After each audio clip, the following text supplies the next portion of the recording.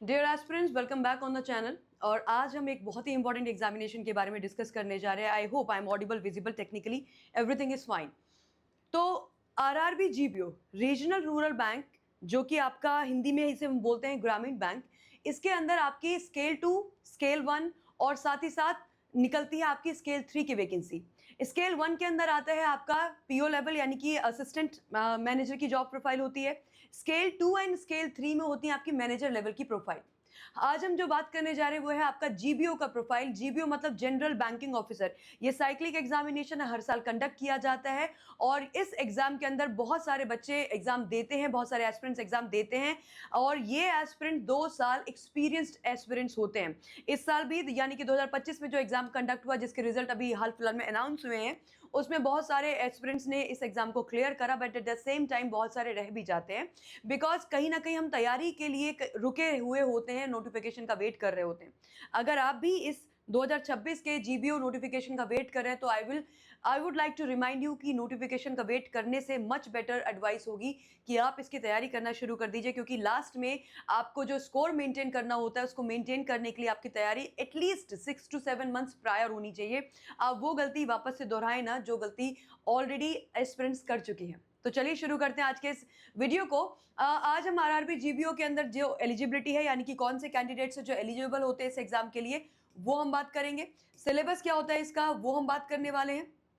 Syllabus के साथ साथ हम बात करेंगे इसके एग्जाम पैटर्न की। एग्जाम पैटर्न के साथ साथ हम बात करेंगे इसके कट ऑफ की, और कट ऑफ के साथ साथ हम बात करेंगे कि इस पोस्ट में आपको सैलरी क्या मिलती है। तो चलिए let's get started with this. सबसे पहली चीज, पोस्ट डिटेल क्या है, ये क्या पोस्ट है, ये क्या प्रोफाइल है।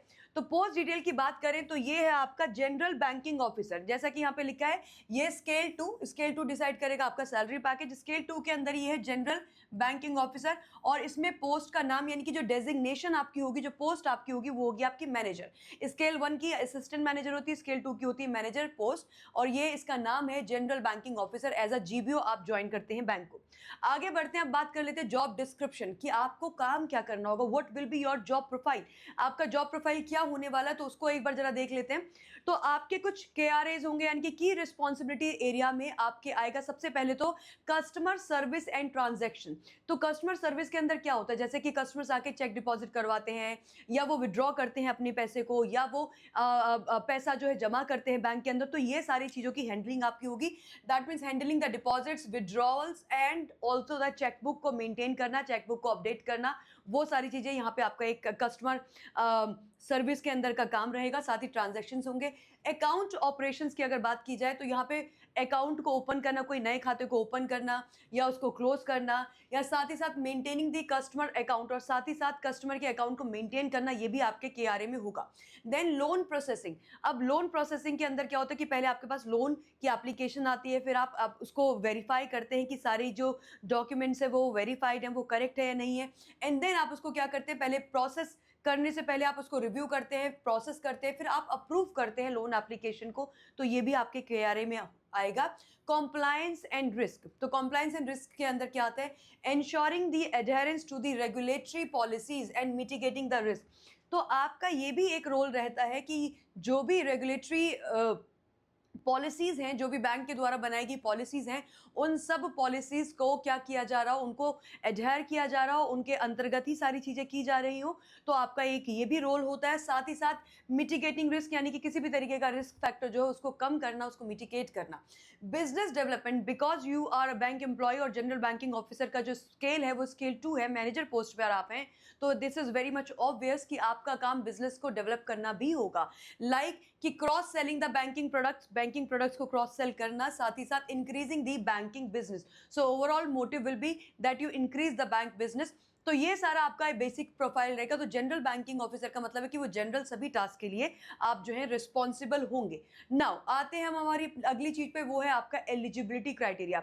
अब यहाँ पे क्या है, मैंने आपको पहले ही बताया कि 2 साल जो एक्सपीरियंस्ड बैंकर्स होते हैं वो इस फॉर्म को इस पोस्ट के लिए अप्लाई कर सकते हैं। तो यहाँ पे एज क्राइटेरिया होगा, एजुकेशन क्राइटेरिया होगा, साथ ही साथ एक्सपीरियंस भी यहाँ पे देखा जाएगा।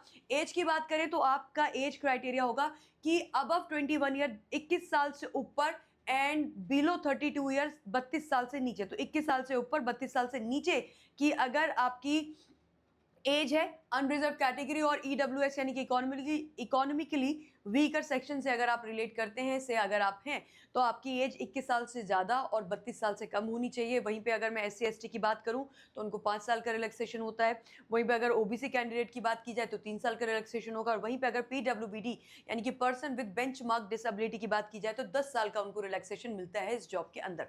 नाउ आगे बढ़ते हैं तो आगे आता है आपका जनरल बैंकिंग ऑफिसर का प्रोफाइल। तो जनरल बैंकिंग ऑफिसर के प्रोफाइल के अंदर अगर हम बात करें तो ये प्रोफाइल में आपका एजुकेशन क्वालिफिकेशन यानी कि क्या आपकी एजुकेशन क्वालिफिकेशन होती है उसकी बात कर लेते हैं। बैचलर डिग्री, आपके पास बैचलर डिग्री होनी चाहिए, किसी भी डिसिप्लिन में होगा चलेगा।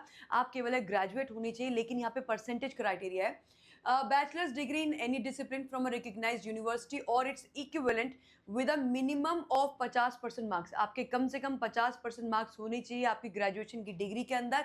एग्रीगेट यानी कि आपके 3 साल या 4 साल को मिला के 50%।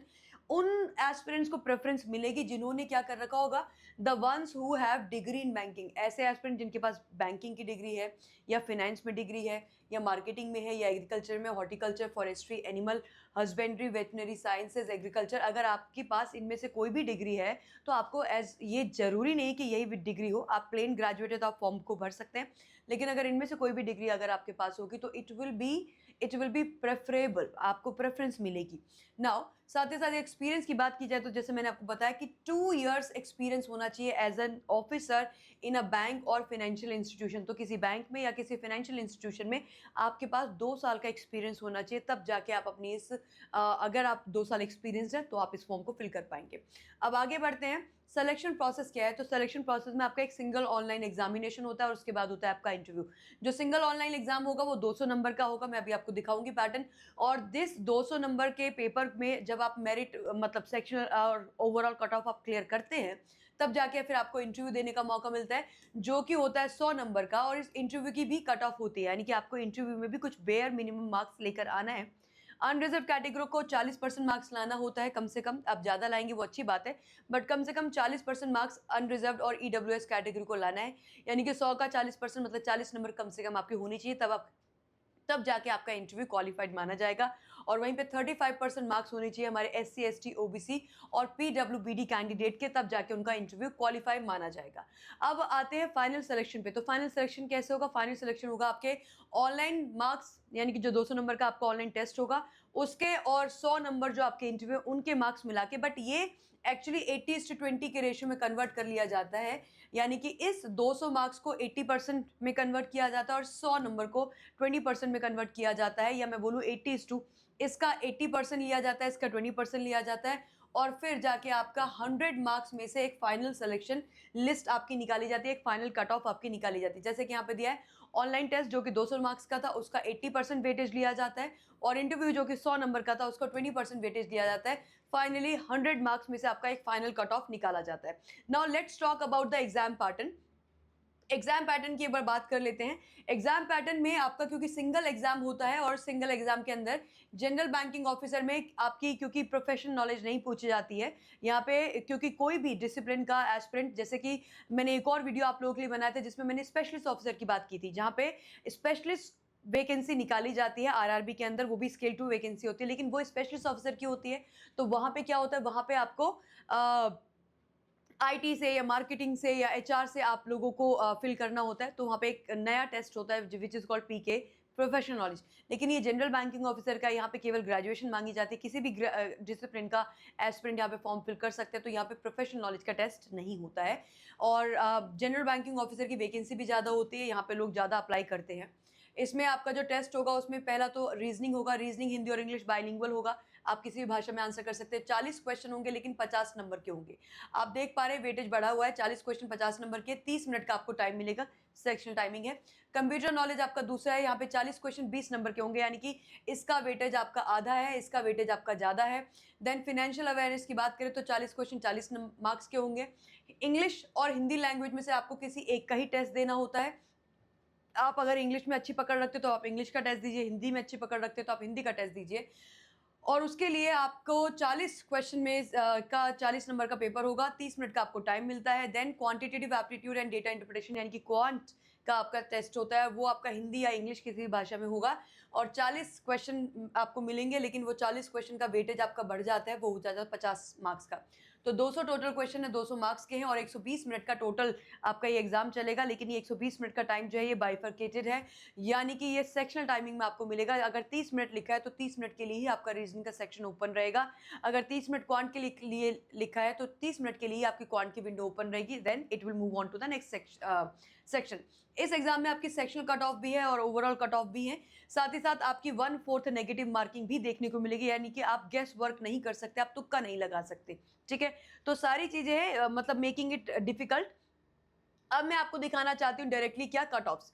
तो अगर कट ऑफ की बात आप करेंगे तो 2025 की कट ऑफ से शुरू करते हैं, दोनों सालों की कट ऑफ देख लेते हैं। 2025 में अगर हम बात करें जनरल बैंकिंग ऑफिसर की जो कट ऑफ गई थी, मिनिमम कट ऑफ जो गई थी, रीजनिंग के 40 क्वेश्चन में से आपकी कट ऑफ गई थी 5.25, ये मिनिमम कट ऑफ निकली है, यानी कि इनको हम सेक्शनल कट ऑफ बोलते हैं। उधर कंप्यूटर नॉलेज के 40 जो आपका जो स्कोर यहाँ पे 40 नहीं था, नंबर ऑफ क्वेश्चन है, 20 मार्क्स का पेपर था आपका, उसके लिए 12.75 कट ऑफ गई है। फाइनेंशियल अवेयरनेस की मैं बात करूं तो 40 में से आपकी कट ऑफ गई है कितनी, 7 मार्क्स। उसके बाद मैं बात करूं इंग्लिश लैंग्वेज और हिंदी, इंग्लिश और हिंदी में से कोई एक टेस्ट आपको देना होता है, तो 10 मार्क्स इंग्लिश की और 13 मार्क्स आपकी हिंदी की गई है। क्वांट की बात की जाए तो 40 मार्क्स, यहाँ पे 40 क्वेश्चन में से आपका 7.75 का आपका स्कोर गया है for the subject of quant. तो ये आपके सामने डिटेल्स हैं।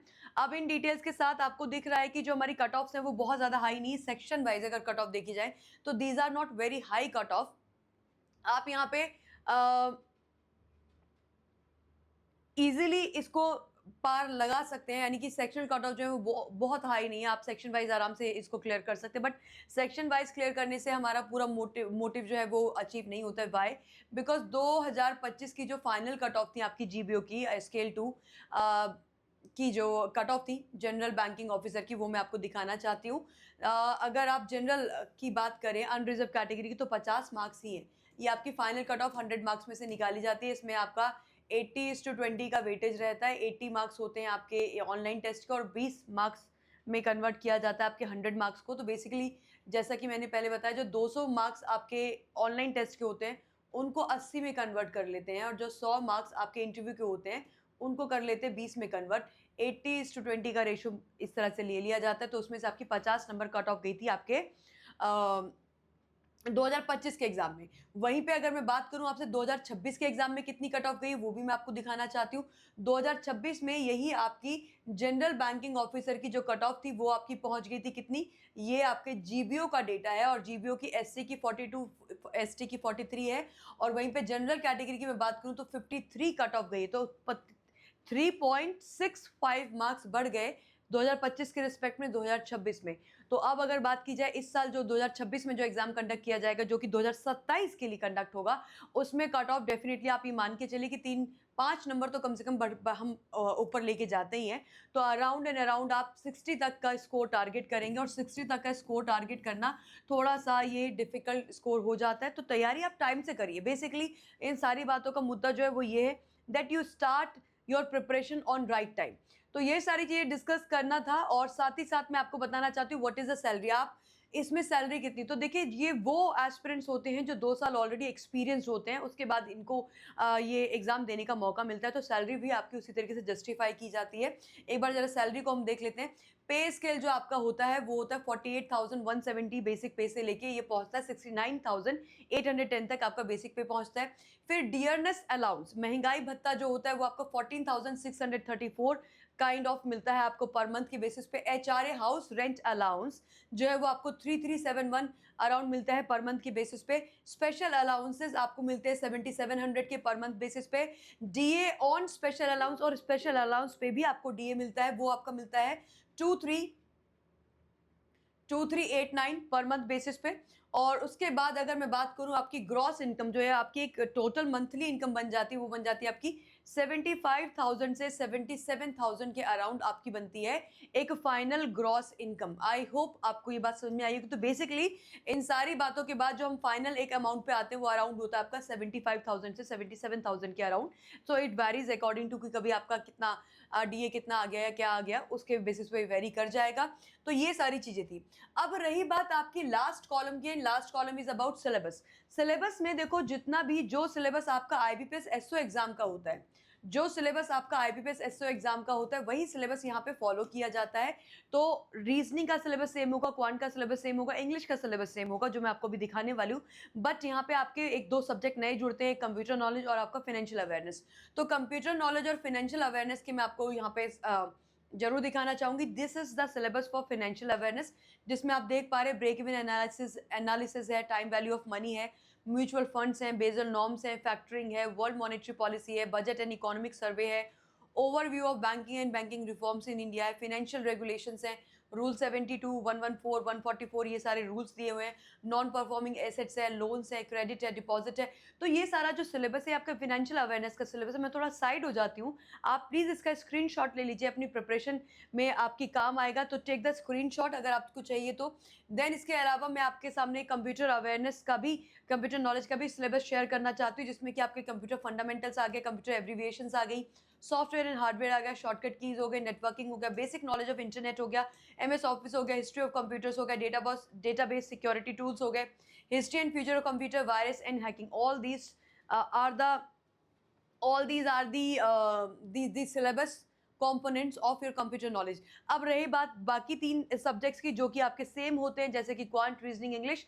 तो इंग्लिश का सिलेबस वही है जो बाकी हमारे बैंकिंग एग्जामिनेशन में आता है, एब्सोल्युटली सेम है, जिसके अंदर आपके ग्रामर बेस्ड पोर्शन आएंगे, जिसके अंदर आपके reading comprehension based portions topics आएंगे, और साथ ही साथ आपके वोकैबुलरी बेस्ड टॉपिक्स आपको देखने को मिलेंगे। So please take the screenshot for reasoning English syllabus. वहीं पे मैं अगर क्वांट की बात करूँ तो क्वांट में ये सारे प्रैक्टिस बेस्ड एरिया है। यहाँ पे बात की जाए तो again this is the practice based, और ये आपका वो है जहाँ पे आपके बेसिक्स और जहाँ पे आपके कॉन्सेप्ट्स बहुत बढ़िया होने चाहिए, बिकॉज बिना कॉन्सेप्ट्स के ना तो आप ये कर पाएंगे और ना ही आप फिर डेटा इंटरप्रिटेशन और डेटा सफिशिएंसी कर पाएंगे।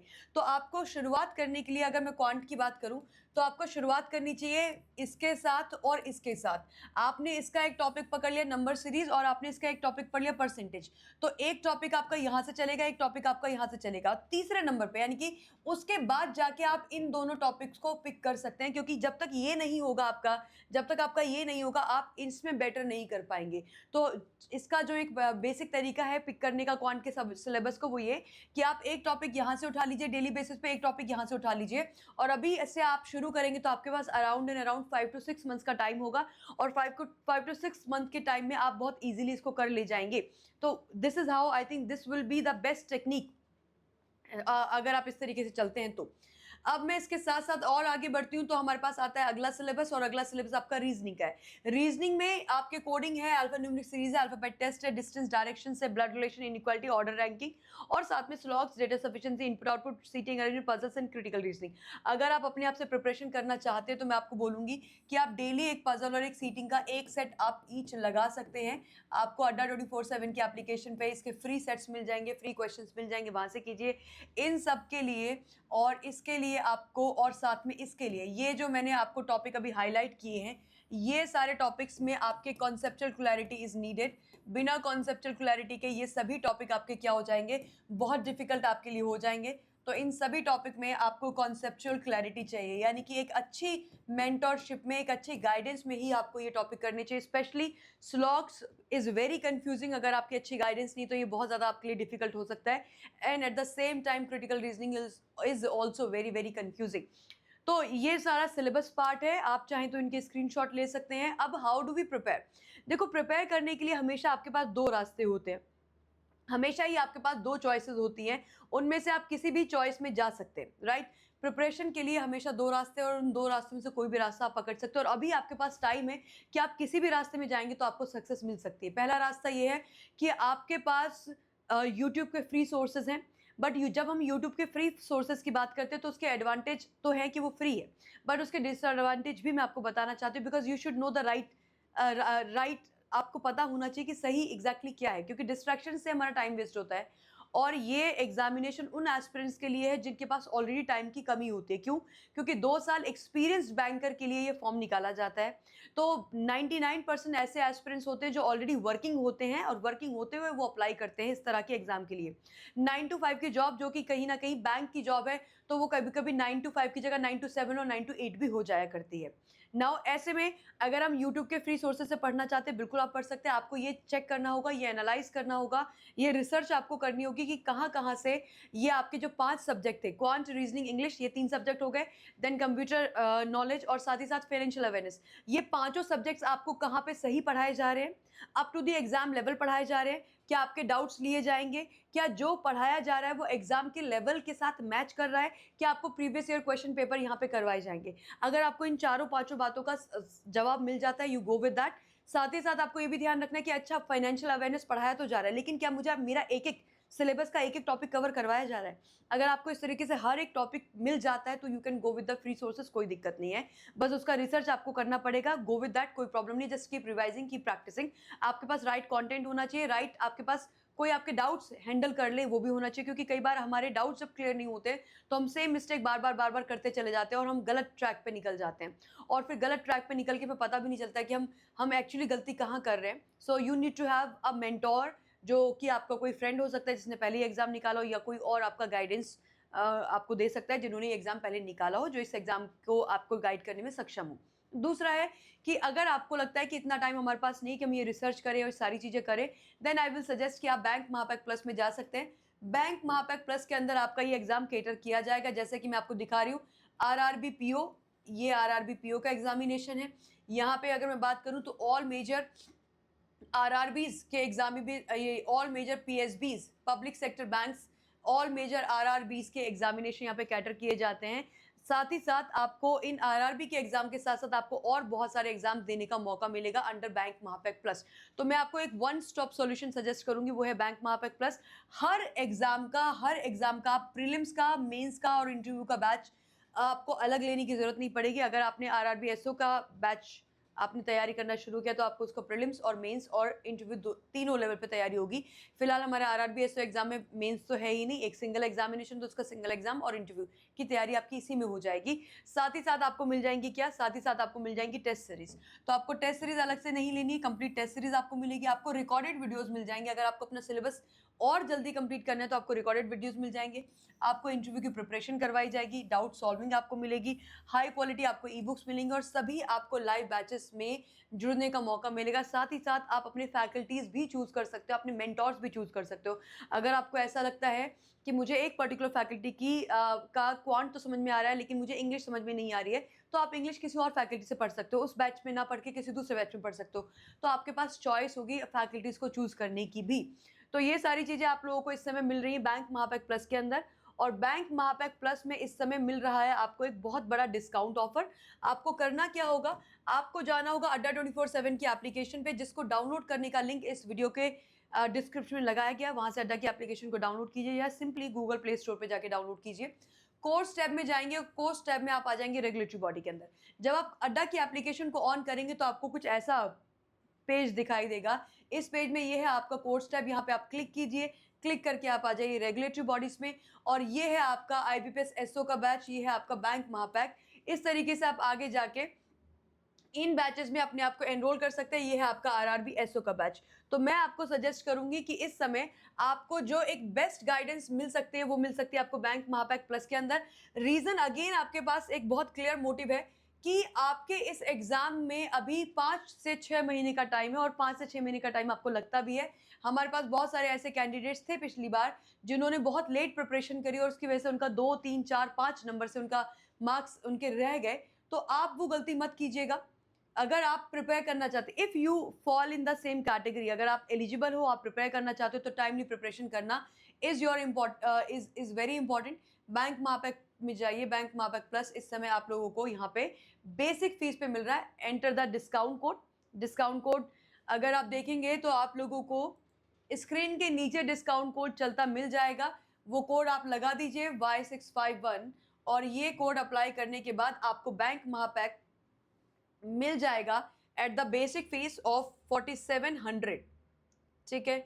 और मुझे ये लगता है कि अगर आप एक बैंक में ऑलरेडी काम कर रहे हैं तो आपके लिए 4700 will be a big deal, क्योंकि इस 4700 के अंदर आपकी पूरी आपको प्रिपरेशन का मॉड्यूल मिल रहा है, हर की एक चीज़ मिल रही है, वन स्टॉप सॉल्यूशन है और ये आपकी इन्वेस्टमेंट आपके फ्यूचर करियर के लिए है।